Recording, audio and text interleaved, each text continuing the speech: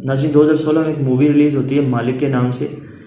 एक farmer bureaucrat हैं अशर अजीम साहब के नाम से, मैं भी आप में से बहुत सारे लोगों ने जानते हूँ।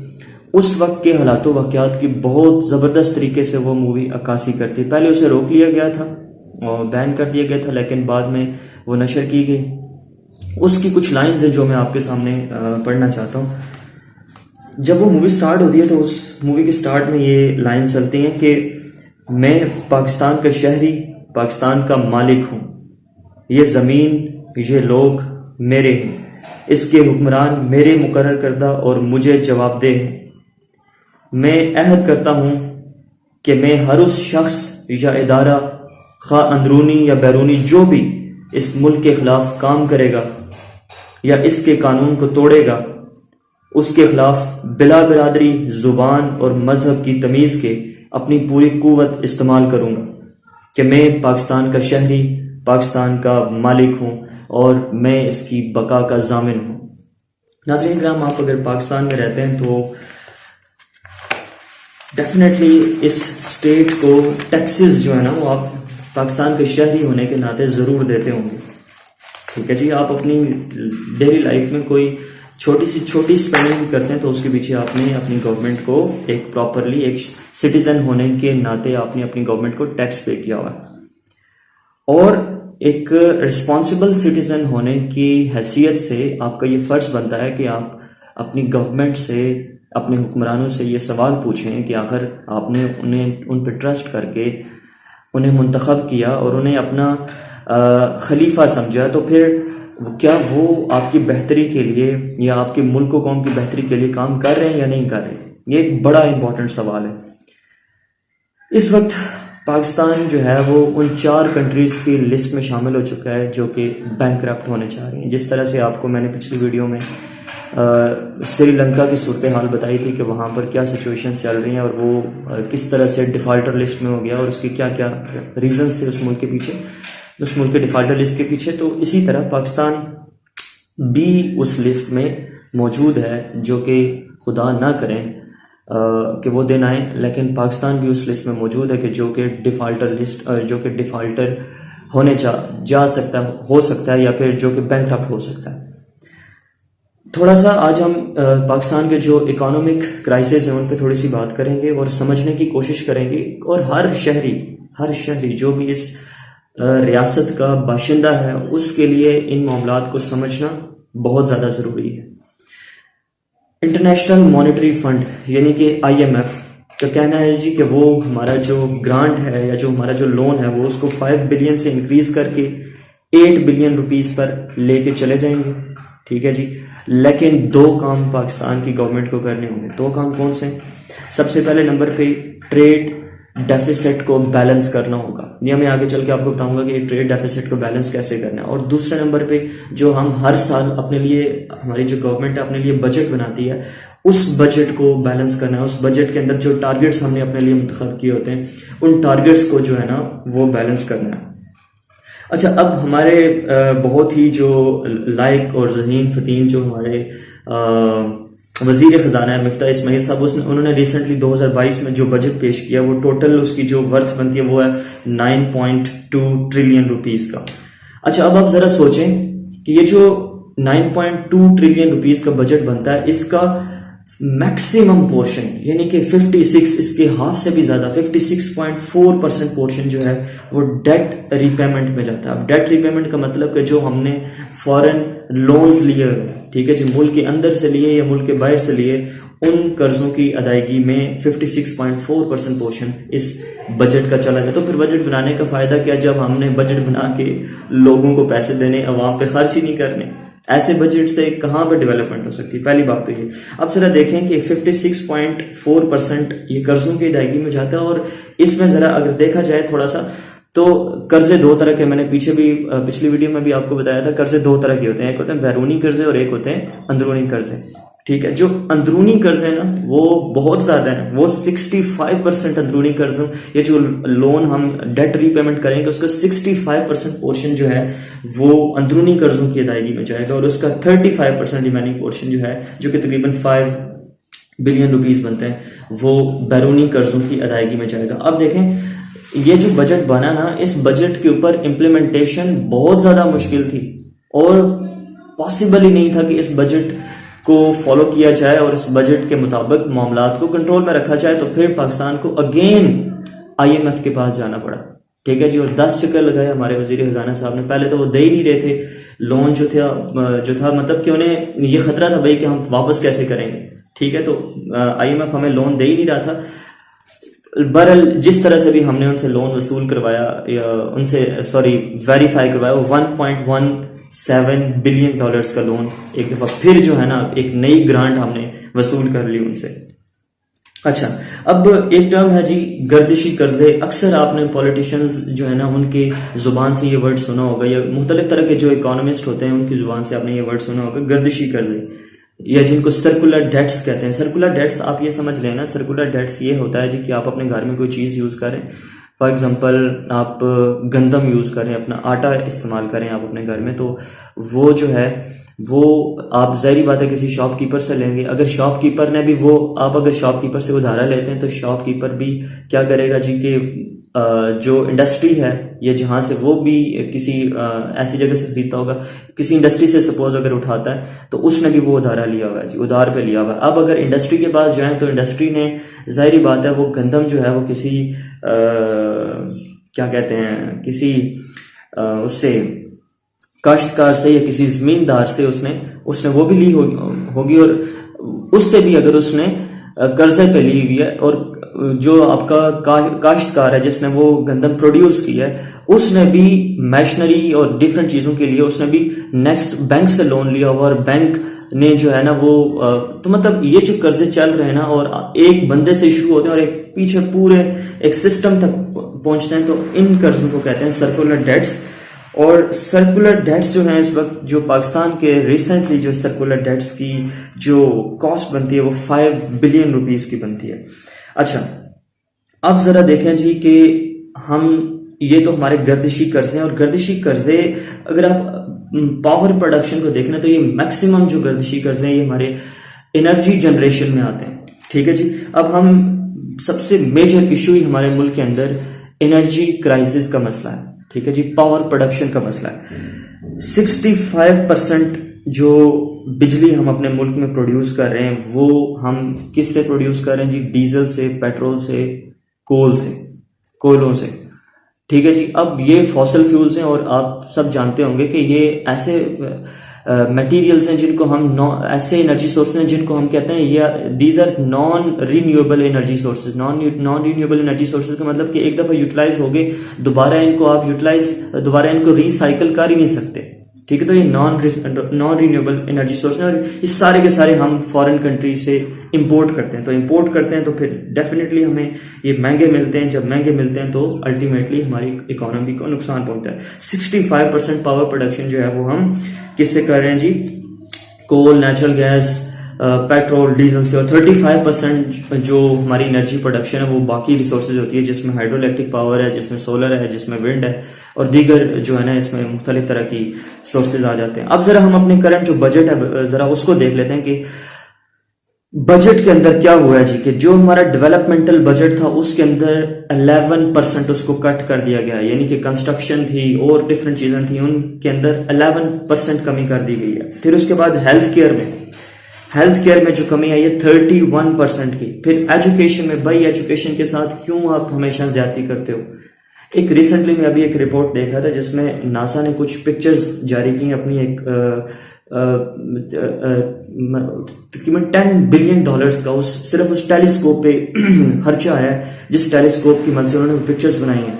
और ऐसी पिक्चर्स हैं जो 13 बिलियन ईयर्स हम अपने पास्ट में देख सकते हैं, ठीक है। दुनिया अपने रिसर्चेस पे, अपनी डेवलपमेंट्स पे कितना ज़्यादा इन्वेस्ट कर रही है और हम अपने बजट की जो बेसिक नीड्स हैं उन्हीं के ऊपर हम कट्स लगाते जा रहे हैं, ठीक है। एजुकेशन के अंदर 1.5% कमी आई है जी इसके बजट के अंदर। और उसके बाद हाउसिंग में 77%। लेकिन परेशान होने की बात नहीं है, जो आपका डिफेंस बजट में 6% इजाफा हुआ है जनाब, ठीक है। अब जरा इसको भी देखें कि जो इसमें मिलिट्री हार्डवेयर्स होते हैं, जो इसमें न्यूक्लियर प्रोग्राम हमारा चल रहा है, जो इसमें हमारी पेंशन्स हैं, जो हमारी इसके अलावा ओवर स्पेंडिंग होती है, जो हमारी फोर्सेज हैं, जो बजट उनके लिए मुंतखब किया जाता है उसके अलावा भी वो ओवर स्पेंडिंग करती हैं, उसके अलावा भी वो दीगर एक्सपेंसेस करती हैं। तो इनको छोड़ के 6% जो आपका डिफेंस है, डिफेंस बजट है, उसके अंदर इंक्रीमेंट आया। फिर जो आपके डिफेंस से रिलेटेड लोग हैं, ठीक है जी, आप बखूबी समझते होंगे सब सारा कुछ, उनकी सैलरीज में 17.8% इजाफा आता है। फिर इसी तरह परेशान होने की बात नहीं है, जो इस मुल्क की सरकारी मशीनरी के मालिक हैं यानी कि ब्यूरोक्रेट्स, उनकी तनख्वाहों में 15% का इजाफा हुआ है। अच्छा, इसके अलावा जो गवर्नमेंट है जो सब्सिडीज देती है, अब सब्सिडी मैंने इससे पहले वीडियो में थोड़ी सी बात की थी। सब्सिडी मैं आपको समझा दूं कि सब्सिडी बेसिकली क्या होता है। सब्सिडी मतलब कि गवर्नमेंट बाहर से किसी कंपनी से कोई चीज़ अगर खरीदे ना, तो उससे महंगी खरीद के आगे अवाम को थोड़ा सा रिलीफ मतलब प्रोवाइड करे, लेकिन उसका एट द एंड जो उसका आप ये समझ लें कि उसका जो नुकसान है वो अवाम ही को होना है, क्योंकि अवाम ने ही अपने टैक्सेस की मदद से उन सब्सिडीज को पूरा करना है। वक्ती तो फायदा हो रहा है, लेकिन अल्टीमेटली वो बोझ जो है वो अवाम के सरों पे ही पड़ता है। 700 बिलियन रुपीस की सब्सिडीज दे रही है जी ये गवर्नमेंट अभी रिसेंटली, लेकिन डोंट वरी, ये सब्सिडीज आम अवाम को नहीं मिल रही। ये इसका 92% पोर्शन जो है ना वो IPPs को मिल रहा है। अब ये IPPs क्या है? सबसे बड़ा इस मुल्क का आप ये समझ लें कि एक बहुत बड़ा गलत किस्म का एक एग्रीमेंट हुआ, एक माशी गलत किस्म का एक माशी एग्रीमेंट हुआ जिसका खमियाजा पूरी कौम भुगत रही है। IPPs are independent power producers. अब ये लोग क्या करते हैं जी, ये लोग इन्होंने सत्यानाश की हुई है मुल्क के इकोनॉमिक सिस्टम की, क्योंकि इनके साथ जो हमारी गवर्नमेंट्स थी उन्होंने बुरे तरीन एग्रीमेंट्स इनके साथ साइन किए, जिसमें ये क्या करते हैं, ये हमें खुद से पावर जनरेट करके देते हैं, लेकिन इनको हमने पेमेंट करनी होती है डॉलर्स में। ठीक है, ये नहीं देखा जाता कि भाई डॉलर का रेट कहाँ तक पहुंचा है। ठीक है, ये सबसे एक बुरा किस्म का एग्रीमेंट इनके साथ। और दूसरे नंबर पे ये एनर्जी जितनी भी प्रोड्यूस करते हैं ये फॉसिल फ्यूल से प्रोड्यूस करते हैं। फॉसिल फ्यूल मतलब कोयला, नेचुरल गैस, पेट्रोलियम से। तो जब इन चीज़ों से ये पावर प्रोडक्शन करते हैं तो डेफिनेटली एनर्जी की कॉस्ट में जो एनर्जी बनाएंगे वो हमें सस्ती तो नहीं मिलेगी, वो हमें महंगी मिलेगी। ठीक है जी, वो उससे आम आवाम को भी फायदा तो होने वाला है नहीं है। अच्छा, अब जरा हम पिछली गवर्नमेंट में थोड़ी सी नजर दौड़ाते हैं। पिछली गवर्नमेंट ने जनाब अली 3.5 साल जो है वो पावर में रहे, PTI की जो गवर्नमेंट थी, और $52 बिलियन का कर्जा लिया उन्होंने। $52 बिलियन का कर्जा था। अब उसमें से वापस कितना किया जरा ये देखें, $37 बिलियन का कर्जा वापस किया, बाकी पेंडिंग है, वो मैंने देना है, वो आपने देना है। अच्छा, अब जरा और मैंने शुरू में करंट अकाउंट डेफिसिट की बात की थी। करंट अकाउंट डेफिसिट थोड़ा सा समझ लेते हैं। करंट अकाउंट डेफिसिट ये है जी कि आप अपने मुल्क में कुछ चीज़ें प्रोड्यूस करते हैं और उनको बाहर एक्सपोर्ट करते हैं, और बाहर के ममालिक से भी अपने मुल्क का निज़ाम गो थ्रू करने के लिए बाहर के ममालिक से भी कुछ चीज़ें आप इंपोर्ट करते हैं। इस वक्त पाकिस्तान की अगर आप एक्सपोर्ट्स देखें तो वो $25.6 बिलियन 25.6 बिलियन की एक्सपोर्ट्स हैं, जबकि पाकिस्तान की जो इंपोर्ट्स हैं इसका डबल जनाब $54 बिलियन की इंपोर्ट्स हैं। अच्छा, अब एक चीज़ और देखें, पाकिस्तान की एक्सपोर्ट्स तो बिल्कुल ना होने के बराबर, इंपोर्ट्स इतनी ज़्यादा और एक्सपोर्ट्स उनके मुकाबले में बिल्कुल कम, लेकिन हमारे जो ओवरसीज पाकिस्तानी हैं अगर वो हमें सपोर्ट ना करें हर साल, तो हमारे मुल्क का जो निज़ाम चल रहा है वो बड़ा मुश्किल हो उनके बगैर चलना। क्योंकि लास्ट टाइम का जो एक डाटा है उसके मुताबिक $30 बिलियन की उन्होंने हमें हेल्प की है, हमारी इकोनॉमी को हेल्प की है। मतलब कि कोई हमारे ओवरसीज पाकिस्तानी बाहर बैठे हुए हैं, तो वो जब पाकिस्तान में पैसा बेचते हैं डॉलर्स की फॉर्म किसी भी करेंसी में बेचते हैं, तो यहाँ की गवर्नमेंट जब अपने टैक्सेस वसूल करती है तो गवर्नमेंट को कुछ ना कुछ उससे फ़ायदा हो जाता है। तो $30 बिलियन की उन्होंने यहाँ पर इन्वेस्टमेंट की है। और अब ज़रा ये देखें कि अगर $30 बिलियन हमारी एक्सपोर्ट्स से भी ज़्यादा अगर वो हमें हेल्प आउट करें ओवरसीज पाकिस्तानी, तो इसका मतलब है कि पाकिस्तान की इकोनॉमी एक रिमिटेंस इकोनॉमी है, मतलब कि जुगाड़ पे चलने वाली इकोनॉमी है, एक उधार पे चलने वाली, एक ये समझ लें कि चंदे पे चलने वाली इकोनॉमी है। अच्छा, ज़रा देखें हम जो चीज़ें एक्सपोर्ट करते हैं ना, उनमें क्या चीज़ें एक्सपोर्ट करते हैं। एक्सपोर्ट करते हैं जनाब हम टेक्सटाइल प्रोडक्ट्स एक्सपोर्ट करते हैं, हम वेजिटेबल्स एक्सपोर्ट करते हैं, फूड प्रोडक्ट्स एक्सपोर्ट करते हैं। यानी कि हमारी एक्सपोर्ट्स का जो मेजर पोर्शन है वो एग्रीकल्चरल प्रोडक्ट्स हैं। लेकिन यहाँ पर आप ये देखें कि अगर हम एग्रीकल्चरल प्रोडक्ट्स एक्सपोर्ट करते हैं तो क्या हमने एग्रीकल्चरल रेवोल्यूशन अपने कंट्री के अंदर लाया? कोई एग्रीकल्चरल रेवोल्यूशन नहीं है। वही पुरानी मशीनरीज जो है वो इस्तेमाल कर रहे हैं। ठीक है जी। कोई एग्रीकल्चर मैकेनाइजेशन हमने नहीं की, जिसकी वजह से हम उन्हीं पुराने रवायती तरीकों को इस्तेमाल करते हैं। अगर भाई हमारी इकोनॉमी जनरेशन में एक इंपॉर्टेंट रोल है एग्रीकल्चर, तो हमें उसमें इन्वेस्टमेंट करनी चाहिए, उस सेक्टर को ऊपर लेके आना चाहिए जिसमें कॉर्पोरेट की हमें कोई भी नजर। अच्छा, जो चीज़ें हम इंपोर्ट करते हैं, इंपोर्ट में क्या चीज़ें इंपोर्ट करते हैं, 27% सबसे ज़्यादा हम पेट्रोल, डीजल,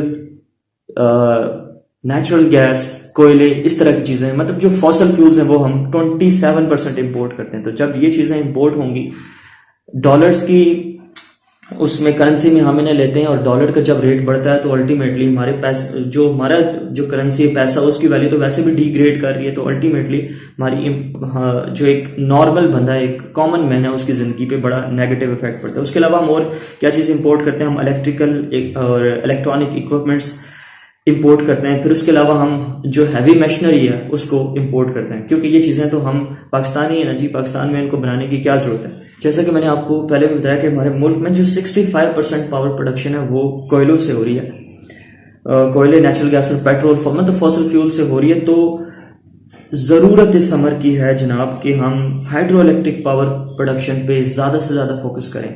एक और बड़ा मसला कि जो हमने ईरान के साथ गैस पाइपलाइन मुआहदा किया था उसके ऊपर कोई इम्प्लीमेंटेशन नहीं है। ईरान रेडी है रशिया के साथ गैस पाइपलाइन, पाक रशिया क्या कहते हैं पाइपलाइन, हमारा एग्रीमेंट उनके साथ हुआ था, वो हमने पूरा नहीं किया, वो लोग रेडी हैं पूरा करने के लिए।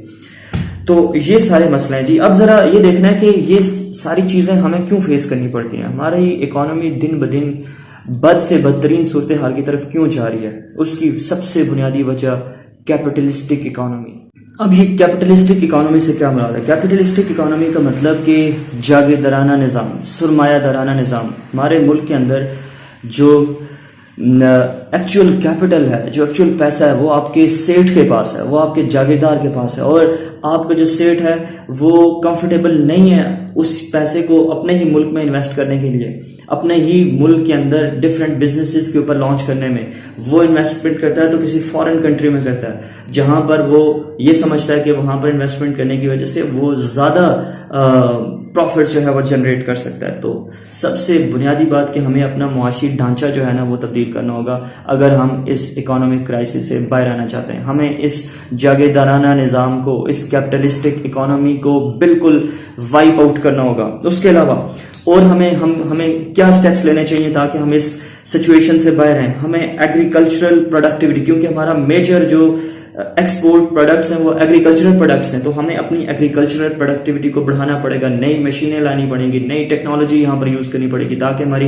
एग्रीकल्चर डेवलपमेंट हो सके। फिर उसके अलावा इंडस्ट्रियलाइजेशन को, जो इंडस्ट्रीज हैं उनको पब्लिसाइज करना पड़ेगा। बहुत सारे लोग मेरी इस बात से इतफाक नहीं करेंगे कि इंडस्ट्रीज को पब्लिसाइज क्यों किया जाएगा। इंडस्ट्रीज को पब्लिसाइज आप जरा देखें कि आर्मी से रिलेटेड जो अदारे, फॉर एग्जांपल फौजी फाउंडेशन, APS, किसी भी आप अदारे में चाहें आपको एक वेल एस्टेब्लिश्ड सिस्टम मिलता है, ठीक है जी। एक प्रॉपर एक आप ये समझते हैं कि आप किसी USA के किसी मुल्क में जो है ना वो जा रहे हैं, इतना एक वन विंडो ऑपरेशन आपको हर जगह पे मिल रहा है। लेकिन अगर आप प्राइवेट स्कूल्स की सूरत हाल देख लें तो वहाँ पर आपको वो वाले प्रोटोकॉल्स नहीं मिलते। मतलब कि यहाँ पर दो तरह के तबकात हैं, एक वो तबका जो जिसमें आम आवाम पिसते हैं और एक वो तबका जिसमें आपकी एलीट क्लास है। एलीट क्लास ने अपने लिए एक वेल एस्टेब्लिश्ड सिस्टम बनाया हुआ है, जबकि जो पुअर पीपल हैं, कॉमन मैन है, उसके लिए वो वेल एस्टेब्लिश्ड सिस्टम नहीं है।